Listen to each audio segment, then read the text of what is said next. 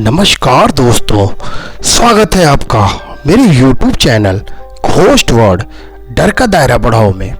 उम्मीद करता हूं दोस्तों आप सभी स्वस्थ होंगे और आपकी दुआ से मैं भी एकदम ठीक हूं। दोस्तों आज मैं आपके लिए दो बहुत ही रोमांचक, डरावनी और एकदम सच्ची घटना पे आधारित कहानी लेकर आया हूं। लेकिन उससे पहले जो लोग मेरे चैनल पर नए हैं और जिन्होंने मेरे चैनल को सब्सक्राइब नहीं किया है, उनसे मेरी रिक्वेस्ट है कि वो मेरे चैनल को सब्सक्राइब कर लें और नोटिफिकेशन बेल को भी ऑन कर दें और अपने दोस्तों में भी मेरे चैनल को शेयर करें, क्योंकि डरने का हक सबको है। तो दोस्तों अपने डर की पेटी बांध लीजिए, क्योंकि मैं आपके डर का दायरा बढ़ाने वाला हूँ। ये कहानी वाराणसी से दूर एक गांव है, वहाँ के एक सब्सक्राइबर ने मुझे भेजी थी। दोस्तों तो आइए शुरू करते हैं आज की हमारी पहली कहानी। ये कहानी बनारस के पास एक गांव जिसका नाम महगांव है, वहाँ की है। आज से करीब 17 से 18 साल पहले की ये कहानी है। दोस्तों आपको तो पता ही होगा कि गांव के लोग अंधविश्वासी किस्म के होते हैं। उस गांव में काफी खुशहाली थी। फिर गांव के एक कारपेंटर यानी कि बढ़ई मिथिलेश की शादी होती है।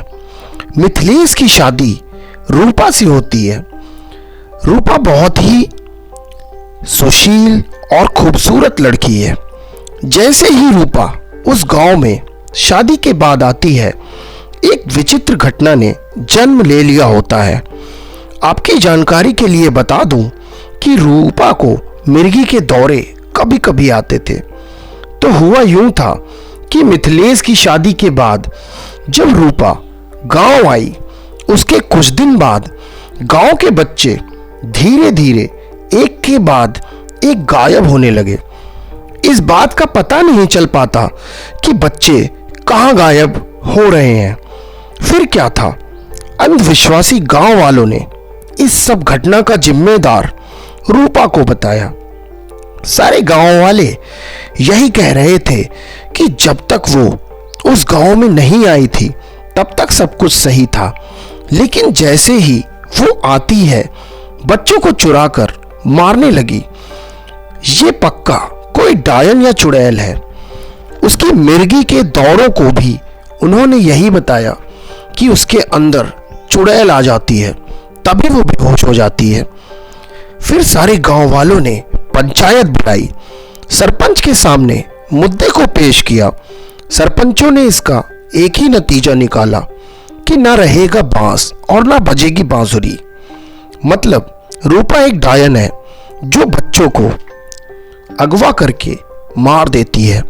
उसे आज रात गांव के बरगद के पेड़ के नीचे जिंदा जला दिया जाए। सभी इस बात पर राजी हो जाते हैं।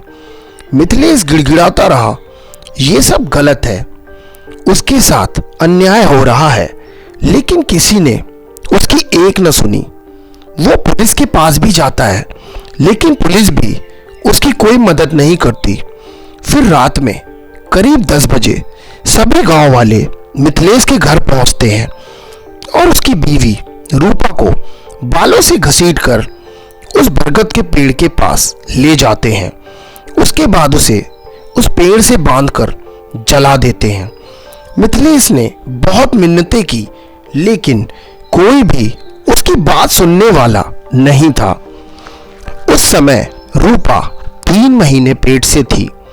इस तरह अंधविश्वासी गांव के लोगों ने 2 जिंदगियां बर्बाद कर दी।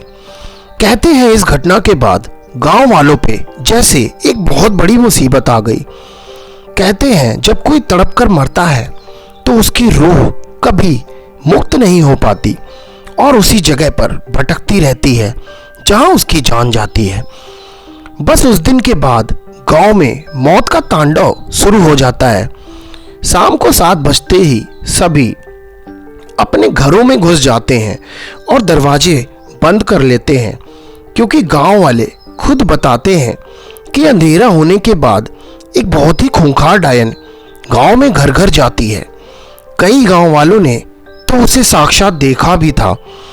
एक दिन की बात है। फौजी काका एक दिन शहर से किसी काम से जाते हैं। उन्हें लौटने में रात हो जाती है और रात के करीब 10 बजे वो गांव वापस लौट कर आते हैं। जैसे ही वो उस पेड़ को पार करते हैं, उन्हें किसी के रोने की आवाज़ सुनाई देती है। फिर क्या था, वो पीछे देखते हैं तो एक सुंदर सी लड़की साड़ी पहने उसी पेड़ के पास खड़ी रो रही होती है। फिर क्या, फौजी काका सारी बात समझ जाते हैं और वहां से भागने लगते हैं, लेकिन उस डायन ने उन्हें पकड़ लिया और उन्हें मार देती है और उनको पेड़ से बांधकर जला देती है। कहते हैं वो रूपा ही है जो डायन बनकर पूरे गांव वालों से बदला ले रही है। वो रात को ठीक 10 बजे सभी के घरों पर बारी बारी दस्तक देना शुरू कर देती है। शुरू में तो जब गांव वालों को नहीं पता था तो वे अपना दरवाजा खोल के देखते थे कि कौन है, और फिर वो डायन उन्हें उठा ले जाती थी और उसी पेड़ पर बांधकर जलाकर मार देती थी। गांव वालों ने पुलिस को भी ये बात बताई तो पुलिस ने रात में एक दिन वहां रुकने का फैसला किया। फिर क्या था, पुलिस उस रात गांव की पेट्रोलिंग कर रही थी कि उनकी जीप के आगे ठीक उसी बरगद के पेड़ के नीचे एक औरत खड़ी दिखाई दी। जैसा गांव वालों ने बताया था ठीक वैसे ही थी वो। पुलिस वाले हिम्मत करके उसके पास गए और पूछा, तुम कौन हो, यहाँ क्या कर रही हो? ये सब बंद कर दो, बेकसूर गांव वालों को क्यों मार रही हो? इतना सुना तो उस डायन को गुस्सा आ गया। उसने बोला, मरेंगे, सबके सब मरेंगे, तुम भी मारे जाओगे, नहीं तो भाग जाओ यहां से। पुलिस वालों ने कहा, हम तुम्हें ऐसा नहीं करने देंगे। फिर क्या था, वो डायन और गुस्से में भी आ जाती है। उसने उन पुलिस वालों को एक एक करके मारना शुरू कर दिया। ये देख दो पुलिस वाले मौका देखकर जीप से भाग जाते हैं वहां से। उसके बाद उस गांव में कभी पुलिस नहीं जाती, क्योंकि उस रूपा डायन की दहशत दिन पे दिन बढ़ती जा रही थी। गांव वाले अब डर के साए में जीने लगे। उन्होंने पास के गांव के एक तांत्रिक को बुलाया और सारी बात बताई। तांत्रिक ने कहा, ठीक है, मैं उस डायन को देख लूंगा। रात में वह तांत्रिक एक चेले के साथ उस गांव पहुंचता है और रात के ठीक 10 बजे वो गांव में घूमने लगता है। तभी उसका सामना उस डायन से हो जाता है। तांत्रिक उससे पूछता है कि ए डायन, तू क्यों इन गांव वालों को सता रही है? यहां से चली जा, नहीं तो मैं तुझे अपने मंत्रों से जलाकर राख कर दूंगा। उस डायन ने बताया, अगर उन गांव वालों ने सिर्फ उसे मारा होता तो शायद वो उन्हें माफ भी कर देती, लेकिन उन लोगों ने उसके बच्चे को भी मारा, इसीलिए वो किसी को नहीं छोड़ेगी। तांत्रिक जिद्दी था। उसने कहा, तुमने इतनी जानें तो ले ली है, अब इन गांव वालों को माफ कर दो। लेकिन वो डायन तैयार नहीं होती। फिर तांत्रिक कहता है, तो ठीक है, अब तैयार हो जाओ नर्क में जाने के लिए।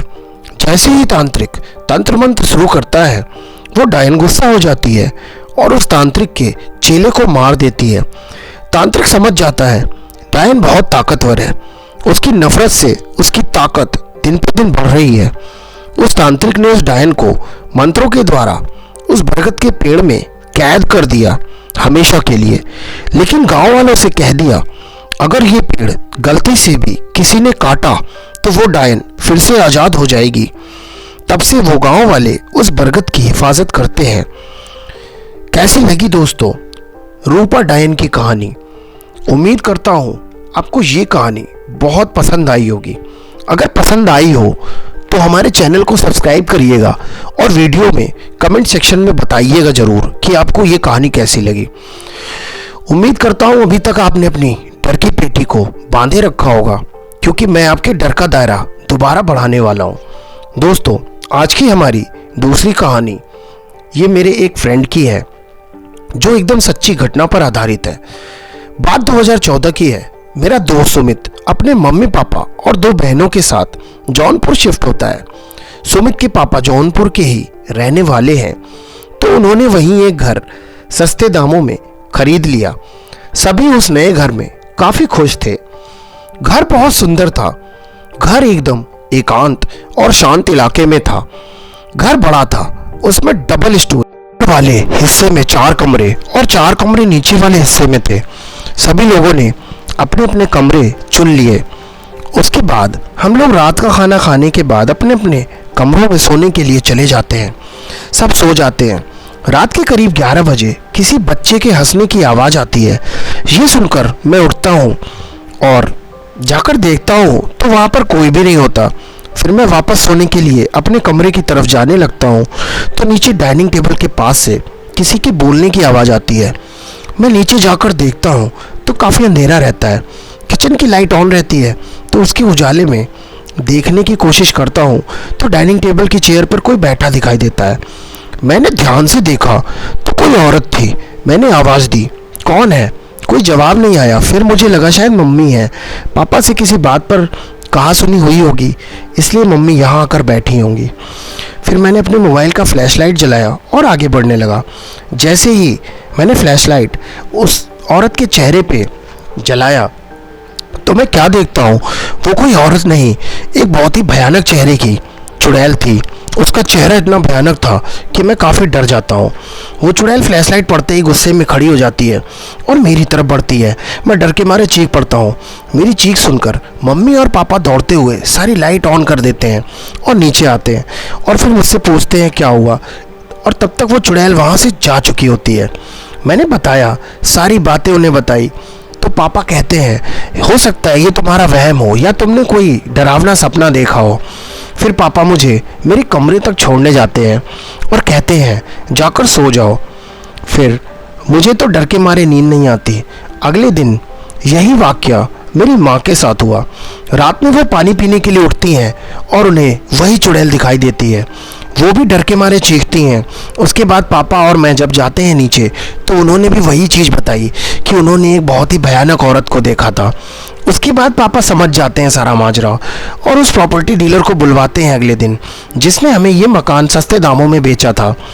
पापा ने उससे जोर ज़बरदस्ती करके दबाव डाल के पूछा, वो नहीं बताता है।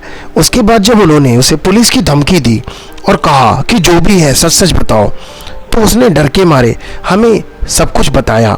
उसने कहा आपसे पहले एक आर्मी वाला इस घर में रहता था अपनी बीवी और 8 साल के बच्चे के साथ। एक दिन किसी बात पर गुस्से में उसने अपनी बीवी को अपनी लाइसेंसी गन से शूट कर दिया और उसके बाद अपने बच्चे को भी शूट कर देता है। उसके बाद उस आर्मी वाले को जेल हो जाती है। आज भी वो जेल में है। इस घटना के बाद उस औरत और उस बच्चे का भटकता हुआ रूह यहाँ मौजूद है और यहाँ पे आने वालों को डराता है। फिर पापा ने ये सब सुनकर एक बाबा को बुलवाया। उस बाबा ने हमारे घर को देखा और बताया कि यहाँ पर 2 बहुत ही भयानक आत्माएं रहती हैं। फिर उसने पापा से कहा कि आपके पूरे घर को शुद्ध करना पड़ेगा। फिर बाबा ने हमारे पूरे घर को पवित्र किया गंगा जल और मंत्रों से, और वो आत्माएं वहाँ से चली जाती हैं। उसके बाद बाबा ने कहा कि अब आप इस घर में सुकून से रह सकते हैं। आज के बाद आपको वो आत्माएं परेशान नहीं करेंगी। उस बाबा की बातें सच थी। उसके बाद से हमें वहाँ पर कोई परेशानी नहीं होती है। दोस्तों, आपको ये दूसरी कहानी कैसी लगी? उम्मीद करता हूँ ये दूसरी कहानी आपको बहुत अच्छी लगी होगी, और अगर कहानी लगी हो अच्छी तो कमेंट ज़रूर करिएगा और हमारे चैनल को अपने दोस्तों में भी शेयर करिएगा, क्योंकि ये अच्छी अच्छी कहानियाँ वो भी सुन सकें। नोटिफिकेशन बेल को भी दबाइएगा ताकि मैं जैसे ही कोई अगली वीडियो डालूँ तो उसका नोटिफिकेशन सबसे पहले आपको मिले और आप उन अच्छी अच्छी कहानियों का मज़ा ले सकें। तो दोस्तों चलिए इंतज़ार करिए मेरे अगली वीडियो का। तब तक के लिए नमस्कार, शुभ रात्रि और डरते रहिए।